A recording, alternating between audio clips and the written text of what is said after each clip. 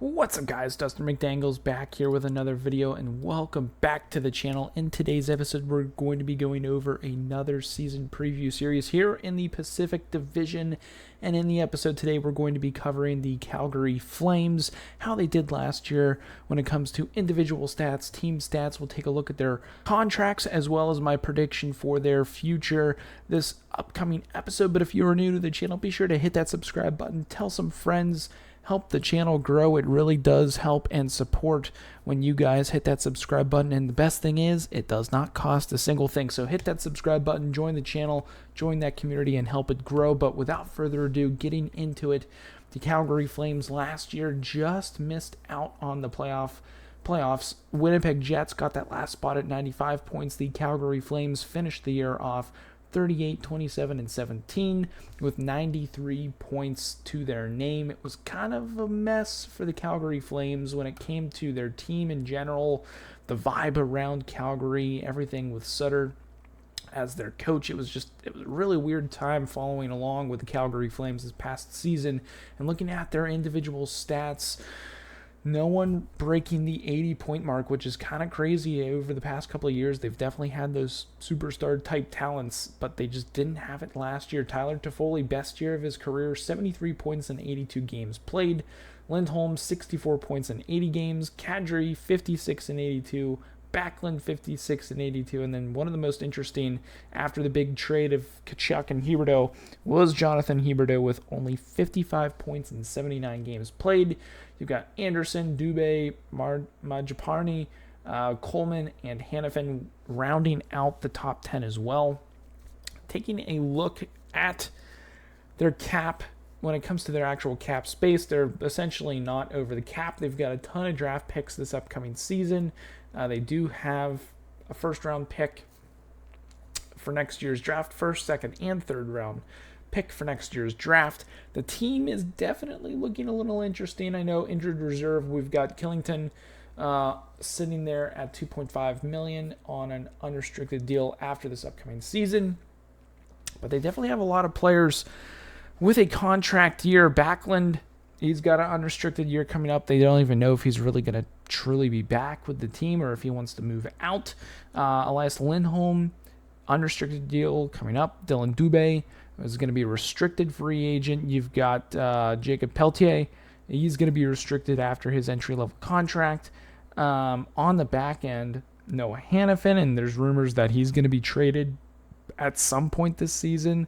You've got Chris Tanev, you got Zadorov, and a few other guys on the back end that will be up after this year. Goaltending is actually pretty solid with Markstrom and Vladar between the pipes, so nothing too crazy there. But up front, their money's pretty much locked up, and I'd say a couple of players right now, Huberdeau and Kadri being two of the more locked up with that money. I know Mackenzie Weegar is locked up until 2030 at $6.25 million. So they're going to have to find a way to try to make things work if they're trying to re-sign some players. I know technically total cap space next year is 35-ish odd million dollars. So there's definitely room to sign players if they want to keep guys around depending on how they play. But man, it's going to be an interesting season. They're going to miss Tyler Toffoli with that solid year he had last year as he finds his way down in New Jersey in the Eastern Conference, the stacked Eastern Conference. But the players left behind, Kadri and Huberdeau, the big money earners, I think they're going to be really going to be the ones that have to step it up for the Calgary Flames if they truly want to make a push and get back into the playoff scene. Huberdeau's got to be up around that 90-point mark. He's a superstar in the league. At least he was. Kadri, I'd say he's not a superstar, but he's definitely a top-notch player. If he can get around that 75, 80-point mark, I think that would be a successful season for him. I think Dylan Dubé is going to have to step up. Majaparni is going to have to step up. You're going to have Lindholm once again step up and have a big year if he can have 75, maybe even 80 points. I think that would be huge. Mackenzie Weegar, I think, is going to really need to step up. He only had 4 goals last year after a career year with the Florida Panthers the year before. He only had 31 points in 81 games played this past season. Again, it could have something to do with the trade for both him and Huberdeau. getting used to things in Calgary. The media's all over them. They go from Florida to Calgary, kind of a pretty stark difference if you ask me, having been in Florida for such a long time. I think last year was kind of a learn it, see how things go type of year.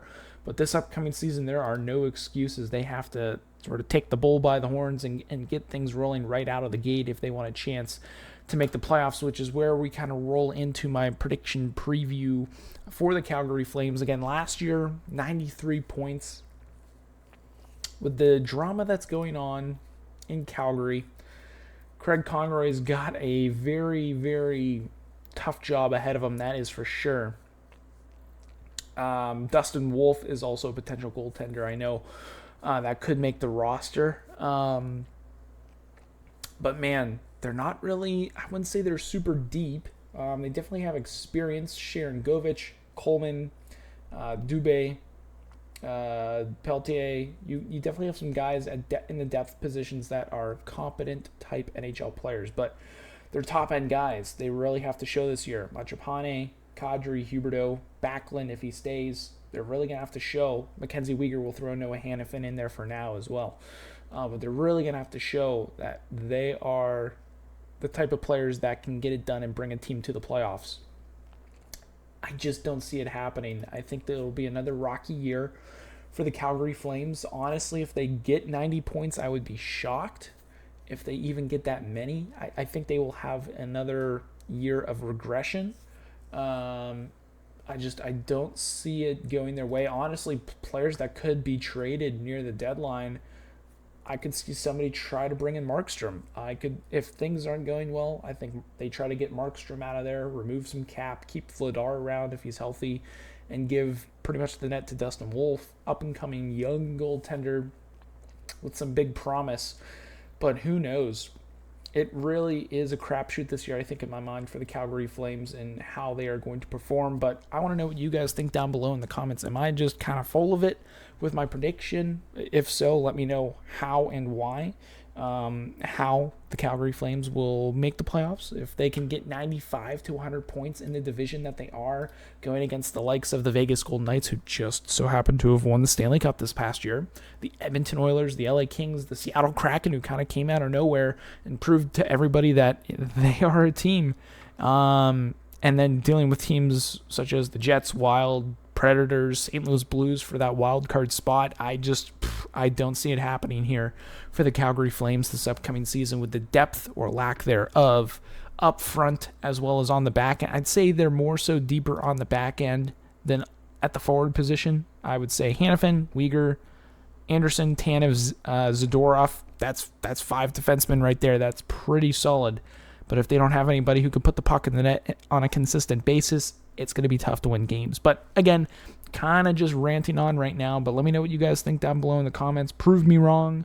That's going to be it for this one. If you guys did enjoy it, be sure to drop a like on this video. Hit that subscribe button. It does help, as well as join the channel, join the community. We're trying to hit 750 subs here before, the first couple of weeks of hockey season, so be sure to join the channel. A couple promotions down below for you guys to take full advantage of with GFUEL and SeatGeek, so be sure to go ahead and check those out. Again, this is it for this episode. I hope you guys have a good one, and as always, stay dusty.